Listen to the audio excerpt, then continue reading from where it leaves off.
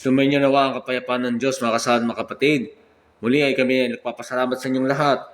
At muli ay kami po ay mangangaral na upang inyo pong maunawaan muli ang mga katuruan ng liwanag na kung paano tayo makapanatili sa kabutihan. Ano nga ba ang natatanging paraan na upang tayo makapanatili palagi doon sa bayan ng liwanag. Mga kasama, kung itong aalamin na kung paano ang kaparaanan na upang tayo makapanatili sa paggawa ng kabutihan.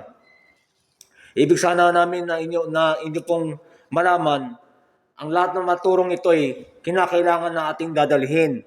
Ang liwanag na ating ibapatid o ating hatid sa lahat ng mga tao na upang ating sila manyayan na upang makapalaganap sa buong sanglibutan. Lalo na ang katwiran sa atin ay ang paggawa ng kabutihan na siyang ilaw na ating tinatahak. Kaya sana po ay mga kapatid, dinggin muli ninyo. Hinihiram namin ang inyong mga pakinig na mula sa inyong kalooban na may atas ng pananampalataya na upang ating palakasin o pagningasin ang ating pong pananampalataya. Kaya sana ay inaanyayahan namin kayo na makinig muli sa amin sa awat tulong ng Diyos. Bagaman marami po tayong mga suliranin na kinaharap o mga pagsubok na ating naranasan, halina't kayo muling makinig sa amin. Magpakatatag nga kayo ng inyong mga puso, mga kapatid. Nalalaman natin na marami ng kasamaan, punong-puno ng kadiliman ang buong sanglibutan. Kaya sana, narito kami muli sa inyong harapan na upang magbalita na mga mabubuting katwiran na inyo pong marapat na tularan. Kaya sana po, sa awat tulong ng Diyos, ay kami po ay nagpapakatibay ng aming mga kalooban, mga kapatid, na ibig sana namin na ituro sa inyo kung paano maging matuwid. Kaya sana ay ating pong tahakin ang aral ng ilaw o ang aral ng liwanag. Kung paano tayo makapanatili, hindi po mahirap gawin. Kung tayo po ay palaging nakikinig at isinasagawa natin sa pamamagitan niya ng pag-uugali natin, na inuugali natin ang magawang mabuti, ang kasanayan nga sa ating mga puso ay naayag yun sa pamamagitan ng ating mga kamay. Na ang katangian ng ilaw, ang pagmamagandang kalooban sa lahat, na tayo po ay palagi magmagandang loob. Ang kagandahang asal ay manatili nawa sa atin. Natin po silang tinatawag na upang makapaglingkod din naman na ayon sa utos ng Diyos, na ibig ng Diyos ay lahat ay maligtas. Kaya sana po, alam natin na marami pong nanunukso, marami pong nag-iiba ng daan o nagpapakaliko ng landas. Kaya halina po kayo, ay amin namin kayong pinapapasok sa bayan ng liwanag, na kung saan nandun ang pulta ng kaligtasan. Ang ibig sana namin ituro sa inyo o mapalalahanan kayo araw at gabi na ang pakikinig po sa ilaw ay wala po kayong ibang susundin. Nasundan lamang natin ay pawang sa liwanag, pawang ikabubuti ng bawat isa. At sana po, sa pamamagitan nga ng ilaw na ito, ano nga ba ang nakikita sa ilaw? Dalisay, malinis, kalinisan. Mga bagay na gayon ay ating nalalaman na agad na meron na tayong sa ating puso ay may pasya na agad na nakikita ng ating kalooban kung ano ang marapat nating tahakin o sundin.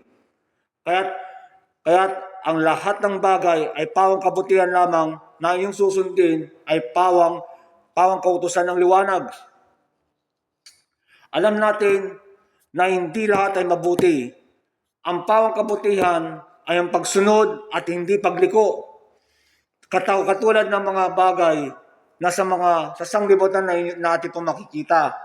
Alam natin maraming kalayawan at hindi sila sumusunod sa kautusan ng Diyos, sapagkat ang lahat nga sila ay umiibig sa salapi, sa karangyaan, na sa katanyagan din naman, na kung saan ay kanilang iniibig ang mga bagay na nakikita sa sanglibutan. tulad ng maginto, pilak at perlas at marami pang bagay na kanila pong lalo pang nilanais o iniibig kaysa umibig sa Diyos na siyang tunay na siyang unang umibig sa kanila. Na ano pat, nalalaman ng bawat isa na hindi gayon ang tamang katwiran. Kaya aming minabuti na ibig namin ituro sa inyo na kung paano tayo makapanatili sa araw ng liwanag, ay huwag po tayo mag-iiba ng aral. Manatili tayo sa ating pong natutunan na ang bagay na ating natutunan ay ang mga bagay na pakikapid ay hindi natin matatanggap. Yung mga bagay na kalikuan ay hindi natin matatanggap. Malayo nawa sa ating mga puso't isipan. Gayon din naman ang mga kalikuan ay ayaw natin magpakaliko. Huwag tayo magpapalilo sa mga silo ng diablo.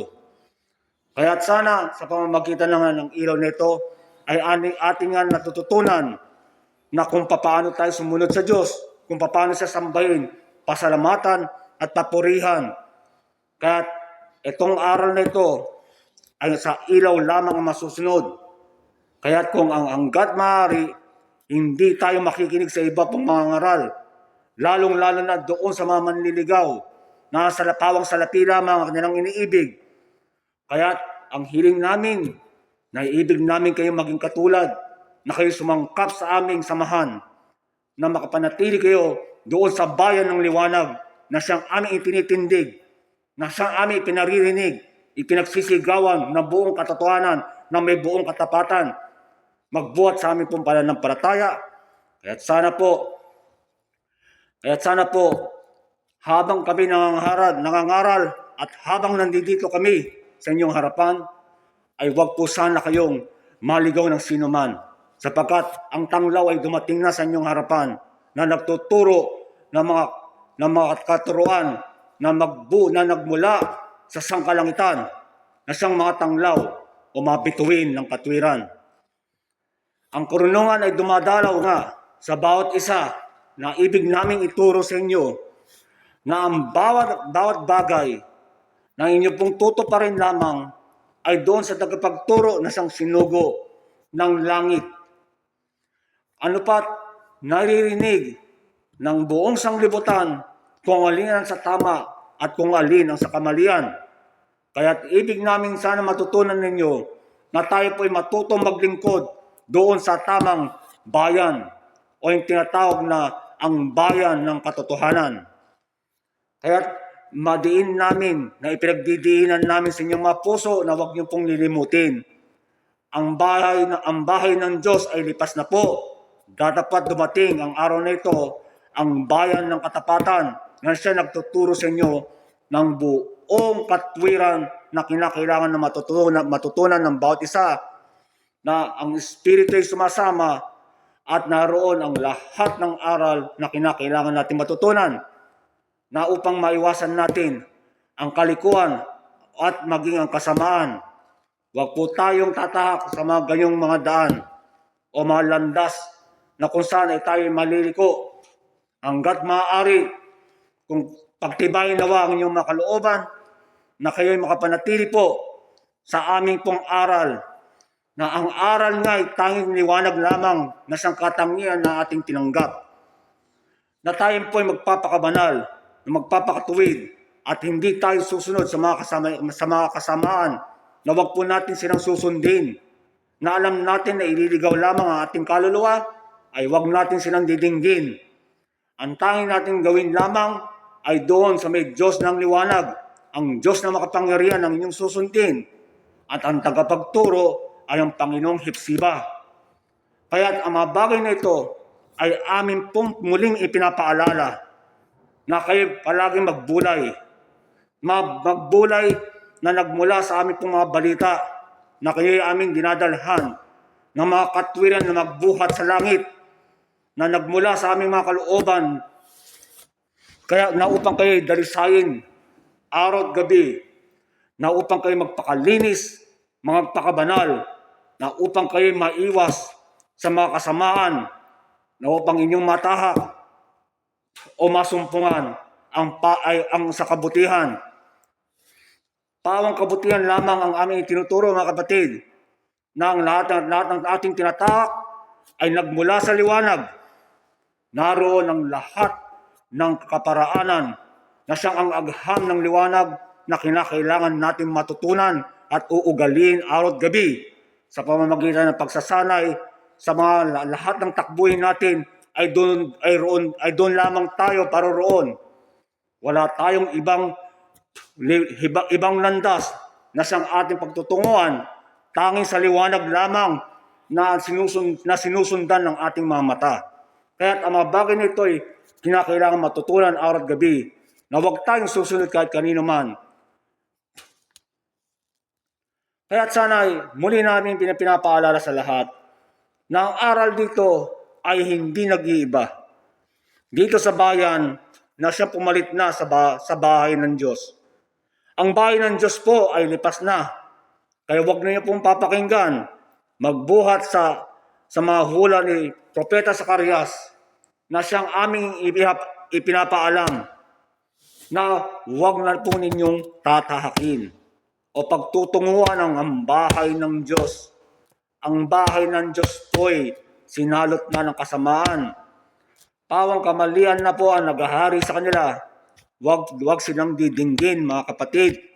Maawa po kayo sa inyong kaluluwa. Ang pawang sundin niyo lamang ay yung sa amin, ang bayan ng liwanag. Ayun na po ang inaaral namin sa buong mundo na ibig naming umaral ng lubos na upang inyong mga matutunan ang lahat ng katuruan na siyang aming ibig ituro sa lahat na bilang pagpapatuwid na upang tayo ay mapasakdal at maituwid ang ating mga kamalian. Dito lang lamang tayo makikinig. Wala kang ibang didinggin kundi ang aming tinig lamang.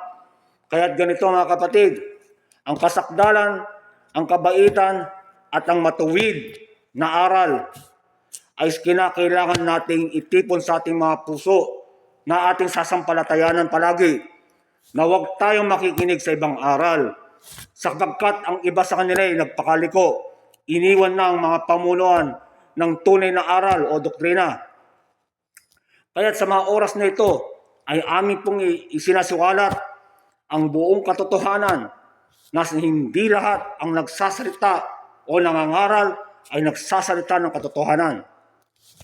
Kaya't ang lahat ng mga tao ay huwag yung pagkakatiwalaan, lalong-lalo na ang mga walang espiritu, walang taglay na espiritu, mga walang turing, mga pawang liko, at pawang mahangal at mga nauulol ng dahil sa kasamaan. Kaya't sana manatili kayo sa aral namin. Huwag kayong aalis. Huwag yung lilisanin ang iyong mga bagay na inyong natutunan. Kaya't tayo po'y magpakabanal palagi. Sundin natin ang kautusan ng Diyos na siya nagtutuwid sa ating pong mga kamalian. Ano pa mga mahalaga nating gawin? Bukod sa 3 bagay na aking sinabi, ang 5 bagay na ito na upang tayo makapanatili sa liwanag ay kinakailangan tayo maging mapaglingkod, matulungin, mapagkusa, mapagkumbabang loob, ay taglay nawa, at matalimahin. Na upang tayo makapagpatuloy ay mataglay natin ang mga bagay na gayon na siyang mag-iingat sa atin at makapanatili tayo sa liwanag na siyang ating isinasagawa sa buong sanglibutan, lalong-lalo na sa loob ng bayan. Ang bayan ng katwiran ay siya nagtuturo sa bawat isa na upang ating pamumuhay ay maging malinis, pawang dalisay ang nakikita sa ating mga kalooban. Sapagkat gayon tayo nagtutulungan sa isa't isa. Hindi natin hinaayaan na sila'y matisod. Bagkus, ibig natin sa kanila na sila'y magpakatibay ng lubos. Alang-alang sa pananampalataya na kanyang tinanggap na upang matanyag ang saliwanag ng Diyos, gayon din naman sa mga aral ni Hepsiba na siyang ating Panginoon. Kaya't ang bayan ng Diyos po ay nagtuturo po kung papaano tayo maligtas na iniwawasto ng buong katapatan ng pananampalataya. Kaya't sana, mga kapatid, ayaw natin sa kasinungalingan, tinanggap natin ang minsan at magpakailan-kailanman na tayo nangaligtas. Huwag niyong ipamimigay, huwag kayong magpapalilo, huwag kayong magpakahangal, bagkus kayo'y magpakatalino. Magpakapantas kayo sa katwiran. Ayaw namin kayo na maiba ang inyong mga pananampalataya, na ibigin natin ang aral ng liwanag, mga kapatid. Yun, naroon ang mata, naroon ang paningin ng pananampalataya. Doon tayo maliligtas sa pamamagitan ng paggawa, hindi sa salita lamang. Datapwat ang kautusan din naman ay magbuhat sa inyo sa ating mga kalooban, na nagmula sa ating mga kalooban, na siya nag-uutos sa atin bilang mga aral na ating isasagawa na upang ating maipangaral ang aral ng kabutihan. Ano pa, mga bagay na ito'y inyo nga natanggap, na nalalaman namin na ang lahat ay marapat na maging tapat, na sumasampalataya sa liwanag lamang. Kapag may bahid ng kadiliman, ay pawang kasinungalingan. Wag nawang mangyari, matakwil nawa sa ating mga puso't isipan. Ayaw namin tanggapin sa aming mga kalooban. Kaya kung ayon sa aking atas ng pananampalataya, ako'y susunod, ako'y tutupad, at ako'y mananatili hanggang sa wakas ng aking buhay. Hanggang ako'y muling mabuhay nang dahil sa katwiran, makikita ko ang mga pinaging banal ng Diyos. Alang-alang po sa amin pong pananampalataya, ayaw po namin maiwalay yung mga nananampalataya sa amin. Lahat ng mga tao, maligtas nawa. Salamat po. Salamat sa Diyos. Sa awa at tulong niya, kami ay sagana. Nagpapasalamat ako sa lahat ng mga kapatid. Huwag nawa kayo maging palabintangin din na hindi namin ibig ang kinin o imbutin ang inyong mga salapi. Ano pat, ang aming pong ibig pang ituro sa inyo ang 7 bagay na ating pong gagawin palagi, na tayo po'y nananatilis po sa liwanag. Alam natin ang kaibahan ng liwanag at sa dilim. Ang liwanag ay pangkabutihan, kabaitan, kaamuhan, mapagpahinuhod, mapakumbabang loob. Ganyan po ang ugali ng nasa liwanag. At laging mga bagay na ating makikita ay mga katangi-tangi, bukod tangi, mabusilak na kakalooban, na sila'y mapagkusa, matulungin, gumagawa na ayon sa atas ng pananampalataya. Ganon sila kumanghikayat. Talagang tunay na liwanag at pawang ilaw ang kanilang ipinapakita. Kaya't sana, huwag po tayong lilihis. Manatili po tayo sa liwanag. Naroon ang tunay na pag-asa sa tunay na kahulugan. Ano pat ang 7 bagay na ito ay muli kong ipapaalala bilang aral sa loob ng bayan, ay huwag po tayo mag-iiba ng pananampalataya. Ang tagapagturo ay isa lamang, si Hephzibah. Ayon sa atas ng aming itinuturo sa inyo, mga kapatid, ay huwag sana kayo maging matitisurin. Bagkus, pagtibayin ninyo ang inyong mga kalooban. Kung may mga kalikuan kayo nakikita, na siyang ikinatitisod ng inyong mga mata, malayo nawa sa inyong mga kalooban. Bagkus, kayo'y matutong tumanggap ng sino mang tao. Inyong tanggapin sila. Maging mga hindi kaibig-ibig o mga aba, mga inapi sa sanglibutan, mga mangmang, mga walang anuman, mga gutom at mga hubad, ay inyong tanggapin sila ng buong buo. Tanggapin ninyo ng lubos, sapagkat gayon din naman, kaya tulad din sa mga anghel na nagpapatuloy. Pinatutuloy ninyo ang mga anghel. Ganon ang mga tao na tinutulad din natin, mga kapatid. Kaya sana po'y ibig namin na inyong matutunan palagi, na tayo po'y maging maunawain sa araw at gabi. Araw at gabi, hanggang sa mapasa walang hanggan, matuto tayong maging maawain, maunawain. Huwag nating aalisin sa ating mga puso ang mga bagay na gayon. Sapagkat ang lahat ng aral dito ay hindi po namin sinasabi o nandahil lamang sa aming sarili, sa aming ganang sarili. ito po'y tinutupad namin na ayon po sa kautusan ng liwanag. Alam po natin na nakasilay tayo o ating nasilayan ang aral ng liwanag, mga kapatid. Kaya't sana po'y unawain natin na tayo po'y binigyan ng karunungan, hindi upang tayo maging mangmang, hindi upang tayo po'y mapaglaruan ng sinuman. Ang ibig ng Diyos sa atin ay magkaroon tayo ng kaunawaan na upang tayo bigyan ng kalayaan na kung ano ang ating pipiliin. Kaya tayo po'y may karunungan, binigyan tayo ng unawa. Sila po ang nag-utos nito na sa liwanag lamang ang ating didinggin, matakwil nawa ang sa kasamaan o sa kadiliman. Huwag po kayo makikinig sa kanila, magpakatibay kayo ng inyong pananampalataya, magpakatatag kayo. Kaya ang 7 bagay nito ay amin pong ipinapaalala sa inyo na ang liwanag ay manatili nawa, ang karunungan na upang tayo wag maliko ng mga manlililo. Ang pag-ibig o ang pagmamahal, na upang ang pagmamahalan ay makapanatili sa loob ng bayan, na upang ang kapuotan ay wag maghari, ang pananampalataya, na upang tayo maging matatag, na upang tahakin natin sa liwanag, ang katotohanan, na upang tayo magkaroon ng karunungan na ukol sa katotohanan. Mga bagay na nakikita natin kung ano ang tama at kung ano ang mali. Naroon ang katotohanan na binigyan tayo ng kapangyarihan. Ang karangalan ay manatili nawa sa atin na huwag tayo mag-iba ng pananampalataya at ang katapatan na kahuli-hulihan ay huwag nawang maalis sa atin. Lalo na tayo nasa loob ng bayan ay maging tapat tayo. Palagi tayong magtiwala, naroon ang tunay na kaligtasan. Kaya muli, maraming salamat po. Magbatian tayo ng banal na halik. Salamat sa lahat ng dako. Nagpapasalamat kami, magbatian tayo ng banal na halik. Ako po muli, ang mukha ng karunungan na nagpapasalamat sa inyo.